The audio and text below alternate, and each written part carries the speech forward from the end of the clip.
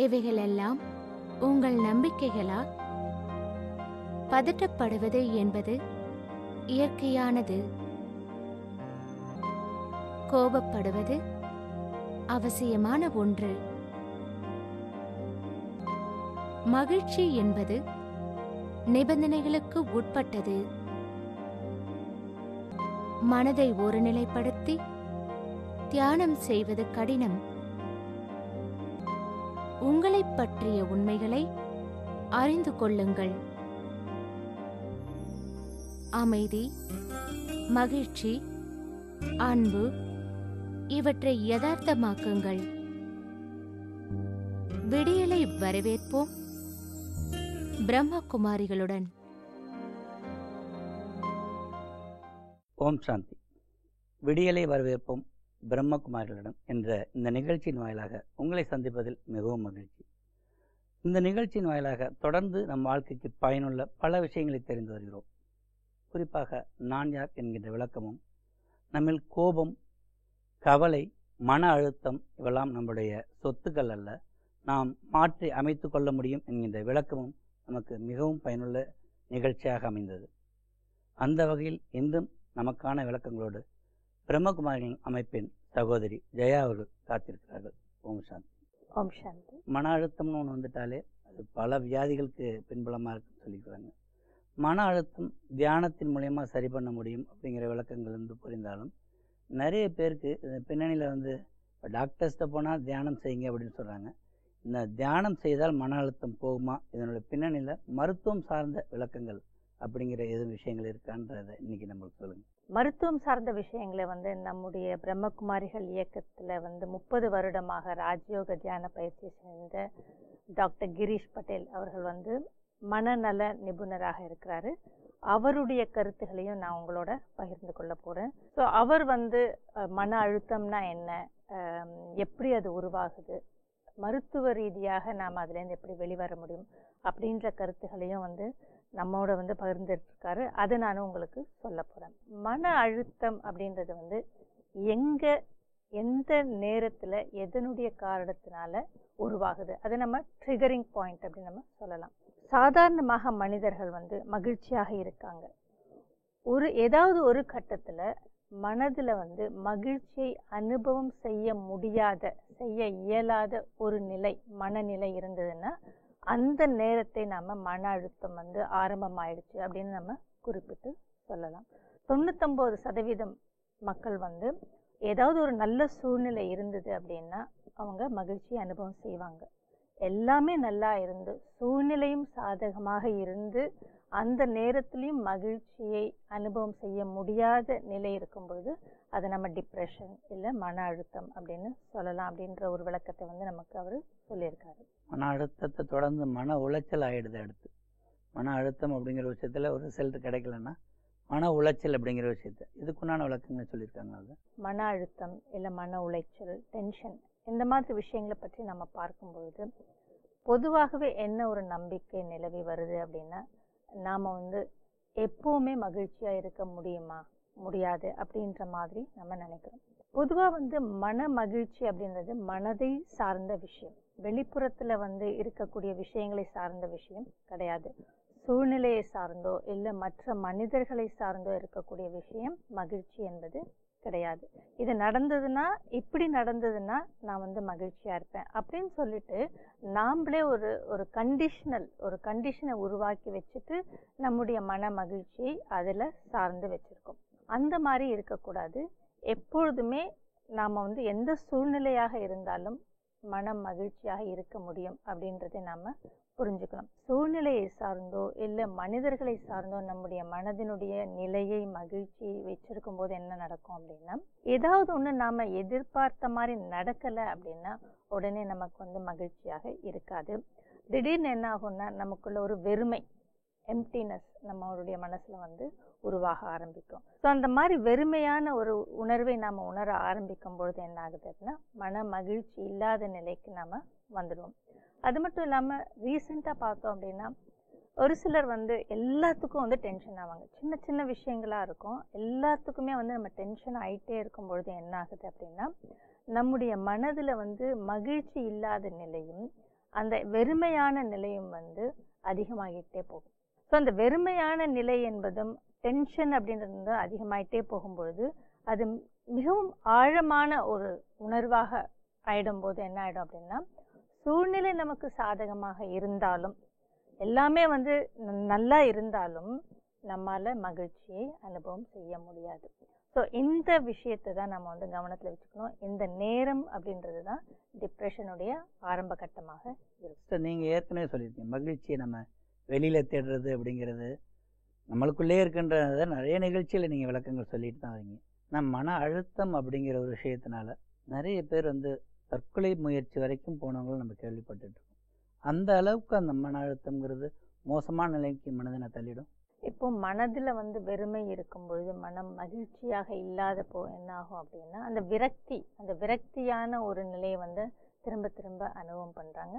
அந்த விரக்தியான நிலைக்கு வரும்பொழுது என்ன ஆகுதுன்னா, தற்கொலை முயற்சிக்கு கூட அவங்க ட்ரை பண்ணுறாங்க. ஸோ டிப்ரெஷன் வந்து கண்டிப்பாக வந்து இந்த மாதிரியான ஒரு தவறான முடிவுகளை எடுப்பதற்கு ஒரு தூண்டுதலாக இருக்குன்னு தான் நம்ம சொல்ல முடியும். மருத்துவத்துறை மட்டுமல்லாமல் நமது அமைப்பிலையும் 30 ஆண்டு காலமாக தொடர்புள்ள டாக்டர் கிரீஷ் பட்டேல் இது சம்பந்தமான வேற என்ன கருத்துக்கள்லாம் சொல்லியிருக்காங்க? இப்போ மன அழுத்தம் அப்படின்றது வந்து ஒரு சில கட்டங்களாக பிரித்து காமிச்சிருக்காரு.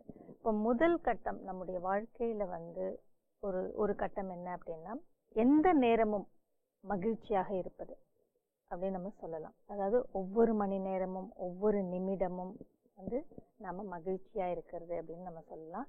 இந்த மாதிரி ஒரு நிலை அப்படின்றது கோடியில் ஒருத்தர் கூட இருக்கலாம், இல்லை அந்த மாதிரி இருக்கிறது வந்து கொஞ்சம் அரிதான விஷயம். ரெண்டாவது நிலை என்ன அப்படின்னா, எல்லாமே வந்து வாழ்க்கை நல்லா போயிட்டுருக்கோம், நல்லா மகிழ்ச்சியாக இருப்பாங்க. மூன்றாவது நிலை என்பது நல்ல குடும்பம் இருக்கும், நல்ல வேலை இருக்கும், நல்ல வேலை பண்ணிட்டு இருப்பாங்க, நல்ல வருமானம் இருக்கும், பிரச்சனைகள் எதுவும் இருக்காது, நல்ல மகிழ்ச்சியாக இருப்பாங்க. ஆனால் அதே நேரத்தில் வந்து ஏதாவது ஒரு சமயத்தில் கொஞ்சம் துன்பத்தையும் வந்து அனுபவம் செய்வாங்க. அதற்கு அடுத்த கட்டம் என்ன அப்படின்னா, வேலைக்கு போவாங்க, ஆனால் வேலையில் வந்து ஒரு ஆர்வம் இல்லாமலோ இல்லை அந்த வேலையில் மகிழ்ச்சி இல்லாமலோ இருப்பாங்க. ஸோ இந்த ஒரு கட்டம் தான் வந்து டிப்ரெஷன், மன அழுத்தம் என்பது ஆரம்பமாகக்கூடிய கட்டம். அதுக்கு அடுத்த கட்டம் என்ன அப்படின்னா, இந்த மன மகிழ்ச்சி இல்லாத நிலை என்பது ஒரு நாள்லேயே பல முறை அந்த மாதிரியான ஒரு நிலை என்பது அனுபவம் செய்வாங்க. எதுவுமே பிடிக்காமல் இருக்கும், எதுலேயுமே வந்து ஆர்வம் இல்லாமல் இருக்கும் அப்படின்ற ஒரு நிலையும் வரும். ஸோ கொஞ்சம் மகிழ்ச்சியாகவும் இருப்பாங்க, ஆனால் மகிழ்ச்சி இல்லாத நிலை என்பது ஒரு நாளில் அதிக மணி நேரம் இருக்கும். அதற்கு அடுத்த கட்டம் என்ன ஆகும் அப்படின்னா, வாழ்க்கையில் வந்து ஒரு ஆர்வம் என்பது இருக்காது. என்ன வாழ்க்கை இது அப்படின்ற ஒரு விரக்தியான ஒரு வார்த்தைகள் இருக்கும் அவங்கக்கிட்ட. கடவுளை எப்போ என்னை கூப்பிட்டுப்பாரு, எப்போ எனக்கு முக்தி கிடைக்கும் அப்படின்ற மாதிரி வாழ்க்கையில் ஆர்வம் இல்லாத ஒரு நிலை இருக்கும். அந்த நேரத்தில் அவங்க வந்து தற்கொலை பண்ணிக்கணும் அப்படின்லாம் சொல்ல மாட்டாங்க, ஆனாலும் வாழ்க்கையில் வந்து ஒரு இன்ட்ரெஸ்ட் இருக்காது, ஆர்வம் என்பது இருக்காது, எதை செஞ்சாலும் ஒரு இன்ட்ரெஸ்ட் இல்லாமல் செய்வாங்க.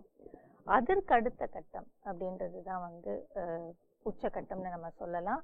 அந்த கட்டத்தில் வந்து அவங்களுக்கு எதுவுமே பிடிக்காது, தற்கொலை பண்ணிக்கணும் அப்படின்ற மாதிரியான ஒரு எண்ணம் என்பது அடிக்கடி வரும். இந்த வாழ்க்கை எனக்கு வேண்டாம், இந்த வாழ்க்கை எனக்கு பிடிக்கலை, இந்த வாழ்க்கையில் எதுவுமே இல்லை. ஸோ தற்கொலை பண்ணுறதுக்கான ஒரு சில முயற்சிகள் அவங்க எடுப்பாங்க, அதுக்கான பிளான் பண்ணுவாங்க. ஸோ அது நீடிக்கும் பொழுது தற்கொலை பண்ணிக்கிறதுக்கு கூட முயற்சியை செஞ்சுட்டு தற்கொலையும் பண்ணிக்கிறாங்க. ஸோ அது வந்து அடுத்த கட்டம், கடைசி கட்டம்னு நம்ம சொல்லலாம். ஸோ டிப்ரெஷனில் பாதிக்கப்பட்டவங்க அப்படின்னு நம்ம எடுத்துக்கிட்டோம்னா, அவங்களுக்கு வந்து எதுலேயுமே ஆர்வம் இல்லாமல் இருக்கும், குளிக்க மாட்டாங்க, இல்லை டிவி போயிட்டுருக்கோம், அதில் ஏதாவது ஒரு ப்ரோக்ராம் வந்து போயிட்டுருக்கோம், ஆனால் பார்க்குற மாதிரி இருக்காது, சும்மா போராக இருக்கும், ஆனால் அவங்க வந்து ஈடுபாடு இல்லாமல் உட்காந்து பார்த்துட்டே இருப்பாங்க. ஏன்னா எழுந்து போக வேண்டிய சூழ்நிலை வந்து அவங்களுக்கு வேண்டாம், எழுந்து போய் எதுவும் செய்ய வேண்டாம், சும்மா அப்படியே உட்காந்துட்டு இருப்பாங்க. சமைச்சு வச்சுருப்பாங்க, நல்ல சமையல் இருக்கும், நல்ல சாப்பாடு இருக்கும், ஆனால் சாப்பிட்றதுக்கு வந்து மனசு இருக்காது. ஸோ இந்த மாதிரி எதுலேயுமே ஒரு ஆர்வம் இல்லாமல் உட்காந்த இடத்துலையே உட்காந்துட்டு இருப்பாங்க, இல்லை படுத்துகிட்டே இருப்பாங்க. அந்த மாதிரி ஒரு கட்டம் என்பது தான் வந்து டிப்ரெஷனில் வந்து ஒரு கடைசி கட்டம் அப்படின்னு நம்ம சொல்லலாம். ஸோ இந்த மாதிரியான பல கட்டங்களில் வந்து நாம் வரும்பொழுது ட்ரிகரிங் பாயிண்ட், அந்த டிப்ரெஷன் எங்கே ஆரம்பமாகுது அப்படின்றத வந்து நம்ம புரிஞ்சுக்கணும். எப்போ நம்முடைய மனதினுடைய மகிழ்ச்சி இல்லாத நிலை அதிகமாகுதோ அந்த நேரத்தை நம்ம டிப்ரெஷன் ஆரம்பமாகிற கட்டம் அப்படின்னு நம்ம புரிஞ்சுக்கணும். இந்த பிரச்சனையில் இருக்கிறவங்க திரும்ப பழைய வாழ்க்கை, ரெகுலரான நிம்மதியான வாழ்க்கை வாழ்வதற்கு சாத்தியம் இருக்கா? ஆக்சுவலாக வந்து நம்முடைய வாழ்க்கையை நம்ம வாழும் பொழுது ஒவ்வொரு நொடியும் ஒவ்வொரு கணமும் நாம் மகிழ்ச்சியாக வாழ வேண்டும் அப்படின்ற ஒரு லட்சியம் என்பது இருக்கணும்.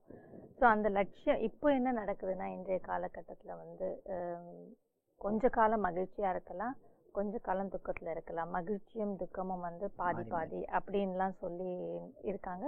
ஸோ நம்முடைய நம்பிக்கையே அப்படியா இருக்கும் பொழுது நம்முடைய வாழ்க்கையும் அப்படிதான் இருக்கும். ஒவ்வொரு கணமும் நாம் மகிழ்ச்சியாக இருக்க வேண்டும் அப்படின்றதே நம்முடைய லட்சியமாக வச்சுக்கணும்.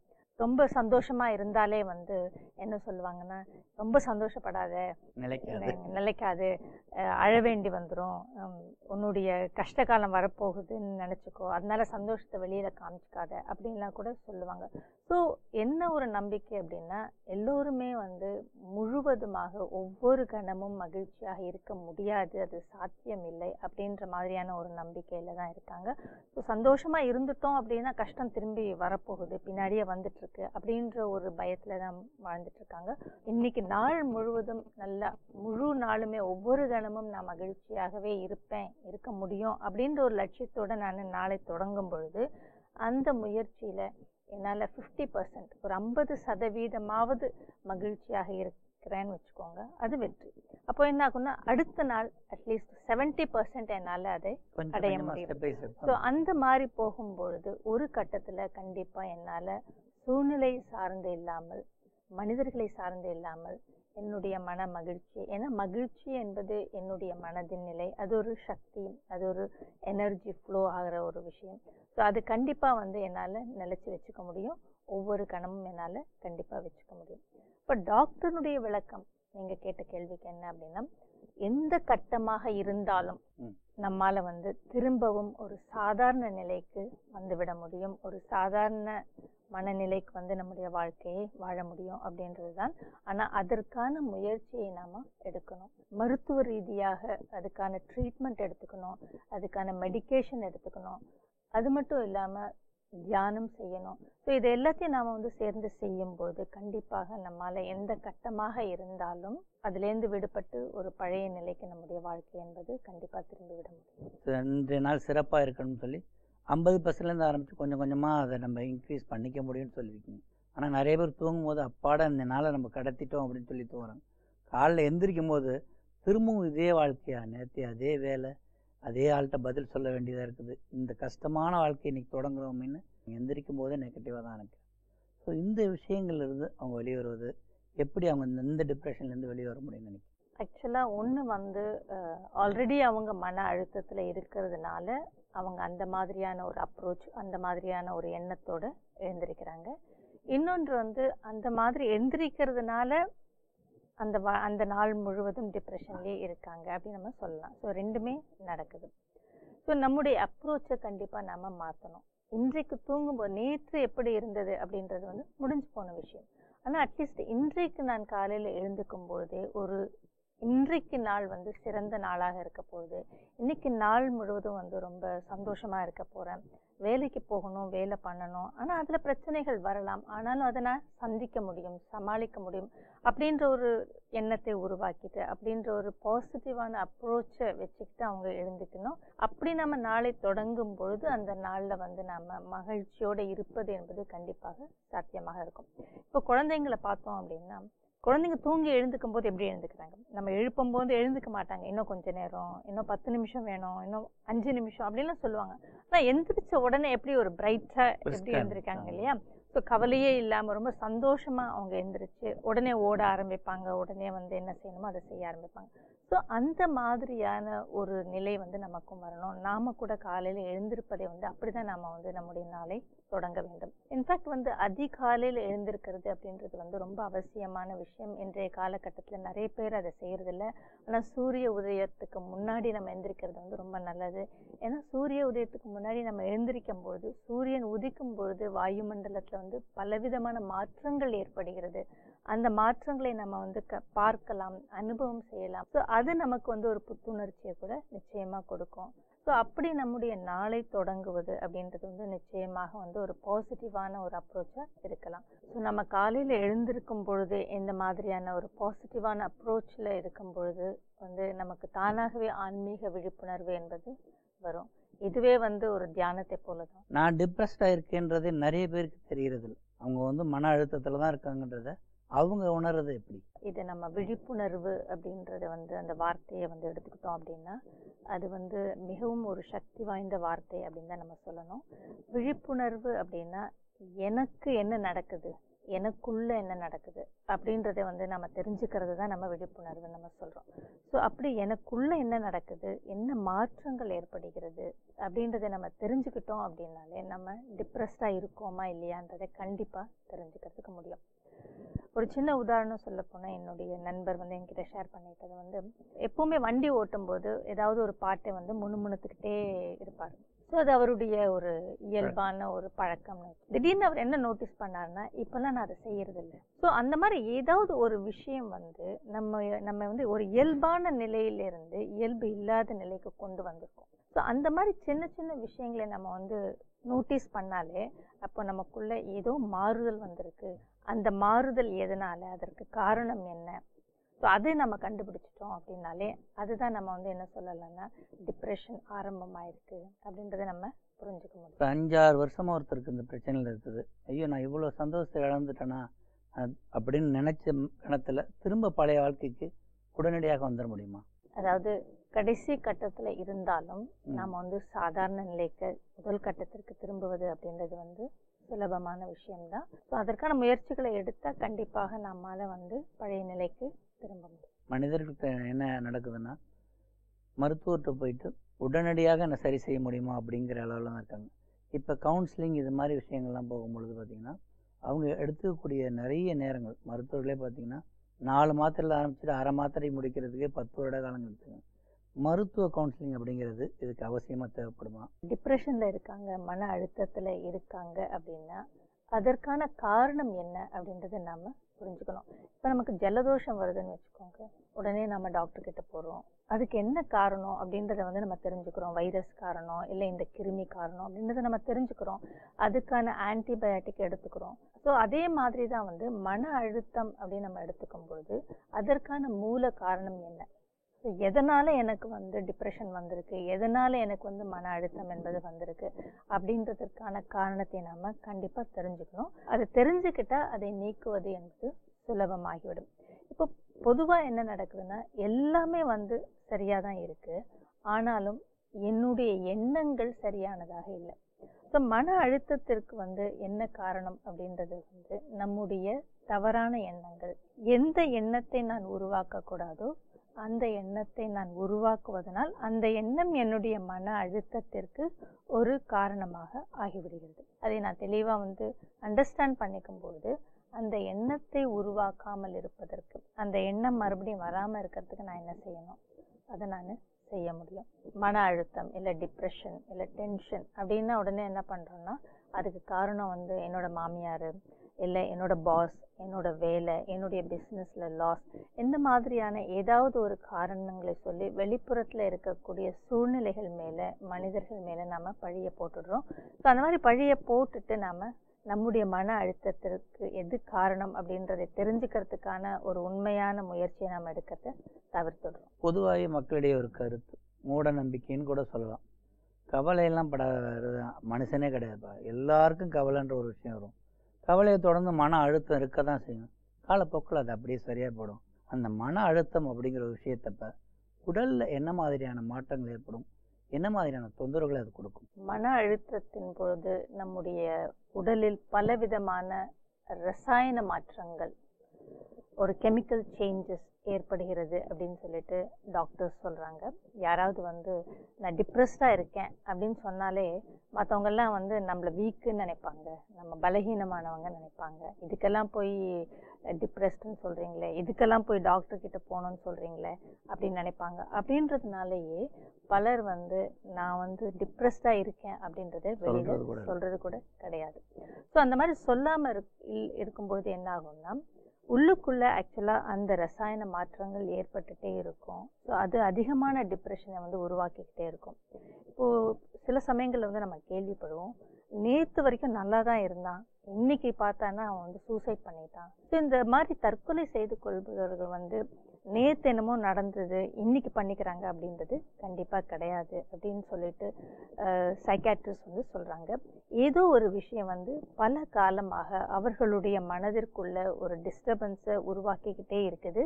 ஸோ அதன் ரீதியாக உருவாகக்கூடிய அந்த ரசாயன மாறுதல்கள் அவனை வந்து அந்த மாதிரி ஒரு நிலைக்கு கொண்டு போகுது அப்படின்னு சொல்லி சொல்கிறாங்க. ஸோ அதனால இதை நம்ம இக்னோர் பண்ணக்கூடாது. ஸோ இன்னைக்கு வந்து பிரச்சனை, கவலைப்படுறோம், நாளைக்கு அது சரியாயிடும் அப்படின்னு நம்ம சொல்ல முடியாது. மற்றொரு விதமான மூட நம்பிக்கை என்ன அப்படின்னா, நாம் டிப்ரெஸ்டாக இருந்துட்டோம் அப்படின்னா நம்மளால் வந்து எதையும் செய்ய முடியாது, நம்மளால் வந்து பல இடத்துக்கு போக முடியாது அப்படின்றதுனால கூட வந்து மருத்துவ ரீதியான உதவியை வந்து அணுகிறதுக்கு நிறைய பேர் வந்து தயங்குறாங்க. அதையும் நாம் செய்யக்கூடாது. ஸோ நம்முடைய உடலில் வந்து பலவிதமான ரசாயன மாற்றங்களும் கூட டிப்ரெஷனுக்கு வந்து நிச்சயமாக தூண்டுதலாக இருக்கிறது. ஒன்று வந்து நமக்கு வந்து சூழ்நிலை சாதகமாக இல்லை, ஒரு சூழ்நிலையினால மனதில் வந்து கவலை வருது, அதனால் டிப்ரெஷன் ஆச்சு, அது ஒன்று. அதனால் மறுபடியும் கெமிக்கல் சேஞ்சஸ் என்னுடைய உடலில் ஏற்பட்டது, அது ஒன்று. இன்னொன்று வந்து ஒரு சிலருக்கு வந்து பிறவியிலேயே கெமிக்கல் சேஞ்சஸ், ரசாயன மாறுதல்கள் அவங்களுக்குள்ள வந்து ஏற்படும், அதனால அவங்களுக்கு வந்து டிப்ரெஷன் ஆகலாம் அப்படின்னு சொல்றாங்க. ஸோ அப்பா அம்மாவுக்கு வந்து டிப்ரெஷன் இருந்தது அப்படின்னா குழந்தைகளுக்கு வருவதற்கு 30-40% வந்து சான்சஸ், வாய்ப்புகள் இருக்குது அப்படின்னு கூட சொல்றாங்க. அந்த மாதிரி குடும்பங்களில் இருக்கக்கூடியவர்கள் வந்து மிகவும் எச்சரிக்கையாக இருக்கணும். ஸோ அது வருவதற்கான ஏதாவது வாய்ப்புகளை வந்து தவிர்க்கணும். அதற்கு முன்னாடியே வந்து நம்ம மெடிடேஷன் இல்லை நம்முடைய மனதை பலப்படுத்துவதற்கான ஒரு சில விஷயங்களை நம்ம பண்ணணும். இந்த வேதனை அதற்குண்டான வழியை பார்க்கும்போது நிறைய பேர் அதை பழகி அதோட ஒன்றா வாழ ஆரம்பிச்சிட்டாங்க. நான் வேதனைப்படுறேன், எனக்கு அது ரொம்ப கஷ்டத்தை கொடுக்குதுங்கிறத பெருமையாக சொல்ல ஆரம்பிக்கிறாங்க, அது கூடவே வாழ கற்றுக்குறாங்க. இது மாதிரி தான் மன அழுத்தமும் இது மாதிரி இதோடய வாழ்கிறதுக்கு தயாராகிடுவாங்களா? மன அழுத்தத்தோடையே வாழறது கூட வந்து விரும்புகிறாங்க, அது அதுக்கு வந்து அடிமையாயிடுறாங்க அப்படின்னு தான் நம்ம சொல்ல முடியும். ஒரு சில சமயம் பார்த்தீங்க அப்படின்னா எல்லாமே வந்து சாதாரணமாக இருக்குது அப்படின்றப்போ வந்து யாருடைய கவனமும் வந்து நம்ம மேலே திரும்பாது. ஸோ அந்த மாதிரி நேரத்தில் வந்து எனக்கு நிறைய கவலை இருக்குது, நான் வந்து ரொம்ப டிப்ரெஸ்டாக இருக்கேன் அப்படின்னா உடனே வந்து குடும்பத்தில் இருக்கிறவங்க எல்லாருடைய கவனமும் வந்து நம்ம மேலே திரும்ப ஆரம்பிக்கும் இல்லையா? ஸோ அந்த மாதிரி கூட கவனிக்க வைக்கணும் அப்படின்றதுக்காகவே வந்து அவங்க மன அழுத்தத்துக்கு போயிடுறாங்க. அந்த நேரத்தில் ஒரு சில கெமிக்கல் சேஞ்சஸ் உருவாகுது, அது அவங்கள இன்னமும் கொஞ்சம் மன அழுத்தத்துக்கு கொண்டு போகுதுன்னு கூட நம்ம சொல்லலாம். ஒரு சின்ன உதாரணத்தை கூட வந்து அவர் ஷேர் பண்ணியிருந்தார். அது என்னென்னா, சின்ன பையன் வந்து சைக்கிளில் வந்து போயிட்டே இருந்தான், சைக்கிள் ஓட்டி பழகிட்டு இருந்தான். அப்போது திடீர்னு வந்து தவறி கீழே விழுந்துடுறான். உடனே அவங்க அம்மா ஓடி வந்து அவனை தூக்கிக்கிறாங்க. அப்புறம் என்னாச்சுன்னா அடுத்த ரவுண்டு போகும்போது அதே மாதிரி விழறான், மறுபடியும் அவங்க அம்மா வந்து தூக்குறாங்க. ஸோ இந்த மாதிரி 3 முறை ஆச்சு. ஆனால் அது தொடருது. அப்போ அவங்க அம்மா என்ன கவனிச்சாங்கன்னா அவன் வந்து வேணும்னே விழறான். ஸோ அப்போ தான் அவங்க அம்மா வந்து தூக்குவாங்க. ஸோ இது வந்து ஒரு சைக்கலாஜிக்கலாக வந்து எல்லாருக்குமே வந்து உள்ளே இருக்கக்கூடிய விஷயம். நம்ம வந்து நம்மளை யாருமே கவனிக்க மாட்டேன்றாங்க, நாம் இருக்கிறத பற்றி யாருமே கவலைப்படலை அப்படின்ற மாதிரி அவங்களுக்கு தோணுச்சு அப்படின்னாலே வந்து அவங்க டிப்ரெஷனை வந்து உருவாக்க ஆரம்பிக்கிறாங்க. ஸோ அதுலேருந்து அவங்க கொஞ்சம் கொஞ்சமாக வந்து அந்த ரசாயன மாற்றங்களுக்கு அடிமையாகி அதையும் வந்து ஒரு ட்ரிகராக பயன்படுத்தி மற்றவர்களுடைய கவனத்தை வந்து ஈர்க்கிறதுக்கு முயற்சி பண்ணுறாங்க. தனிமை அப்படிங்கிற ஒரு விஷயம் குழந்தைகளாகட்டும் பெரியவங்களாகட்டும் ஒரு மன அழுத்தத்தை ஏற்படுத்துது. நிச்சயமாக அது ஒரு காரணம் நிறைய சொல்லிட்டு இருக்காங்க. இந்த மன அழுத்தத்தை அவங்களுடைய சுற்றி இருக்கிற குடும்பத்தார்கள், உறவினர்கள், நண்பர்களால் சரி செய்ய முடியுமா, இல்லை மருத்துவ ரீதியாக இதுக்குண்டான தீர்வுகள் உண்டா? குடும்பத்தில் இருக்கிறவங்க, உறவுகள், நண்பர்கள் எல்லோருமே வந்து கண்டிப்பாக மன அழுத்தத்தில் பாதிக்கப்பட்டவர்களுக்கு உதவி செய்ய முடியும். ஆனால் அதுக்கெல்லாம் முன்னாடி ஒருவர் தனக்குத்தானே ஒத்துழைப்பை கொடுத்து கொள்ள வேண்டும். அதாவது நான் மன அழுத்தத்தில் இருக்கேன், எனக்கு மன அழுத்தம் என்பது இருக்குது, இதற்கு நான் இதுலேருந்து வெளிவரத்துக்கு நான் என்ன செய்யணும்? பொதுவாகவே வந்து ஏதாவது ஒரு சூழ்நிலை இருக்கும் பொழுது, இல்லை பணத்தினால லாஸ், இல்லை வேலை போயிடுச்சு, இல்லை உறவுகளில் பிரச்சனை, இந்த மாதிரியான சூழ்நிலைகள் இருக்கும் பொழுது உருவாகக்கூடிய டிப்ரெஷனை வந்து நாம் ரியாக்டிவ் டிப்ரெஷன் அப்படின்னு நம்ம சொல்கிறோம். ரியாக்டிவ் டிப்ரெஷன்னா சூழ்நிலையினால் அதற்கு ரியாக்ஷனாக நான் உருவாக்கின டிப்ரெஷன். ஸோ அந்த சூழ்நிலையினால் உருவாகக்கூடிய அந்த டிப்ரெஷன் இருக்கும் பொழுது அதற்கு நான் என்னென்ன செய்யணும் அப்படின்றத நான் புரிஞ்சுக்கிட்டேன் அப்படின்னா எனக்கு நானே மோட்டிவேஷனை கொடுத்து அதை நான் சரிப்படுத்திக்க முடியும். அடுத்த கட்டத்தில் ரசாயன மாற்றங்கள் மூலமாக நமக்கு ஏற்படக்கூடிய அந்த டிப்ரெஷனை எண்டோஜீனியஸ் டிப்ரெஷன் அப்படின்னு நம்ம சொல்கிறோம், மருத்துவ ரீதியாக சொல்கிறோம். ஸோ அந்த டிப்ரெஷனுக்கு கண்டிப்பாக மருத்துவருடைய உதவி, மருந்து மாத்திரைகள் தேவைப்படும்.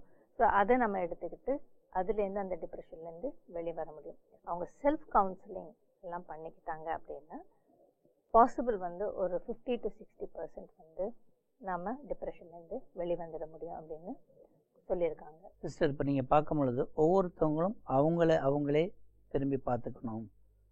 இந்த பிரச்சனை நமக்கு எப்படி ஏற்பட்டுச்சு, அதுக்கு நாம் எந்த அளவுக்கு காரணம்னு உள்முகமாக பயணிக்க சொல்கிறீங்க. அப்போ நிறைய எண்ண ஓட்டங்கள் வரும். அதுங்க அவர் பயணித்த வழிகளில் அந்த எண்ண ஓட்டங்கள் என்ன மாதிரியான விஷயங்களை அவருக்கு ஏற்படுத்தி கொடுக்கும்? கவுன்சிலிங் கொடுக்கும்பொழுது என்ன பண்ணுவாங்க அப்படின்னா அது ஒரு தெரப்பி மாதிரி வேலை பண்ணும். ஸோ என்ன நடந்தது உங்களுடைய வாழ்க்கையில், எந்த மாதிரியான விஷயங்கள் உங்களுடைய மனதை பாதிச்சது, எந்த ஒரு கட்டத்தில் அவங்க அதிகமாக பாதிக்கப்பட்டார் அப்படின்றதையெல்லாம் கொஞ்சம் கொஞ்சமாக டாக்டர் கவுன்சில் பண்ணி அவங்கக்கிட்ட கேட்பாங்க. ஒரு சில சமயம் என்ன ஆகும் அப்படின்னா ஒரு சிலர் கவுன்சிலிங் அப்போ கூட வாயே திறக்க மாட்டாங்க, சொல்லவே மாட்டாங்க. ஸோ அந்த மாதிரி இருக்கிறவங்களுக்கு தெரப்பி வச்சு கொஞ்சம் கொஞ்சமாக அவங்கள பேச வச்சு அவங்கக்கிட்ட உள்ள மனசுக்குள்ளே என்னெல்லாம் இருக்கோ அதெல்லாம் வெளிக்கொண்டு வர்றதுக்கு செய்வாங்க. ஸோ அது நிறைய நாட்கள் கூட ஆகிறதுக்கு வாய்ப்பு இருக்குது. நம்ம பல விஷயங்களை அவர்களுக்கு சொல்லாமல் கூட இருக்கலாம். ஸோ உண்மையிலேயே நமக்கு நாமே பேசிக்கொள்ளும்போது உண்மையிலேயே இதுதான் காரணம் அப்படின்றது கண்டிப்பாக நமக்கு தெரியும். ஸோ செல்ஃப் கவுன்சிலிங் அப்படின்றது நமக்கு அந்த அளவில் உதவி செய்யும். சிஸ்டர், இப்போ பார்க்கும்போது மன அழுத்தம் அதிகம் உள்ள ஒருத்தர் டெம்பரவரியாக ஒரு சொல்யூஷன் கொடுக்குறாரு. அந்த டெம்பரரி சொல்யூஷனை ஒரு முழுக்க பிடிச்சு அதன் மேல் அதிக பற்று வச்சு அது ஒரு பழக்கமாக்கிறார். அந்த பழக்கம் இவருக்கு உண்டான வழிமுறைகளை ஏற்கனவே இருந்த பிரச்சனைகளோட ஜாஸ்தியாக கொண்டு போனுச்சுன்னா அதிலிருந்து அவர் வெளியே வரத்துக்கு உண்டான வழிமுறைகள் என்ன? இப்போ ஒரு கவுன்சிலர் கிட்ட போகிறாங்கன்னு வச்சுக்கோங்க. அந்த கவுன்சிலர் கிட்ட அவங்க மனசை திறந்து அவங்க பிரச்சனைகளை சொல்கிறாங்க. ஸோ அவர் இவருக்கு அந்த டிப்ரெஷன்லேருந்து வெளிவருவதற்கான உதவியை செய்கிறாங்க. அப்போ என்ன ஆகுதுன்னா அதுலேருந்து இவர் உதவி செஞ்சதுனால இவர்கிட்ட அவங்க ஒட்டிக்கிறாங்க. யாராவது ஒருத்தர் அவங்களுக்கு டிப்ரெஷன்லேருந்து வெளிக்கொண்டு வருவதற்கு உதவி செய்கிறாங்க அப்படின்னா அவர்கள் மேலே அவங்களுக்கு பற்று வந்துடுது. ஸோ அதுவே அவங்களுக்கு பிரச்சனையாயிடும். அதனால தான் மருத்துவ ரீதியாக நம்ம பார்க்கும்போது இந்த மாதிரியான கவுன்சிலர்ஸ் ஆகட்டும், இல்லை இந்த மாதிரி சைக்கியாட்ரிஸ்டாக இருக்கிறாங்க இல்லையா, அவங்களாகட்டும், அவர்களுக்கு என்ன ஒரு ட்ரைனிங் கொடுக்குறாங்க அப்படின்னா டிப்ரெஷனில் இருக்கிறவர்களை நீங்கள் வெளியில் கொண்டு வரும்போது யாரையும் சாராதவாறு ஒரு இண்டிபெண்ட்டாக சுதந்திரமாக இருக்கணும் அப்படின்றதுக்கான ஒரு ட்ரைனிங்கை கொடுக்கணும். அதுதான் அவங்களுக்கு கொடுக்கப்பட்டிருக்கக்கூடிய ட்ரைனிங். ஸோ அவங்களுடைய முழு கவனம் எப்படி இருக்கும்னா அவங்கள வெளிக்கொண்டு வரணும், ஆனால் சுதந்திரமாக செயல்பட வேண்டும், தன்னை சார்ந்து இருக்கக்கூடாது. பார்த்த அனைத்து நேர்களுக்கும் பல பயனுள்ள விஷயங்களை சொல்லியிருக்கீங்க. ஓம் சாந்தி சிஸ்டர். ஓம் சாந்தி. நேர்களே, உங்களுக்கும் இது பற்றிய பல சந்தேகங்கள் ஏற்படும். பிரம்மகுமாரிகள் அமைப்பின் கிளை நிலையங்களை அணுகியும் எங்களுடன் தொலைபேசி மூலமாகவும் இமெயில் மூலமாகவும் நீங்கள் விளக்கங்களை தெரிந்து கொள்ளலாம். மீண்டும் அடுத்த நிகழ்ச்சியில் சந்திப்போம். ஓம் சாந்தி. ஓம் சாந்தி. I'm a peaceful soul. Om Shanti Om. I'm a peaceful soul. ये ध्वनि मंगल ध्वनि है. Om Shanti Om. This sound is a sacred sound. Om Shanti Om. Om Shanti Om. I'm a peaceful soul. Brahma குமாரிகளின் சேவை மையங்களில் ராஜயோக தியான பயிற்சி இலவசமாக அளிக்கப்படுகிறது. நாள்தோறும் 1 மணி நேரம் 7 நாட்களுக்கு இந்த பயிற்சி அளிக்கப்படுகிறது.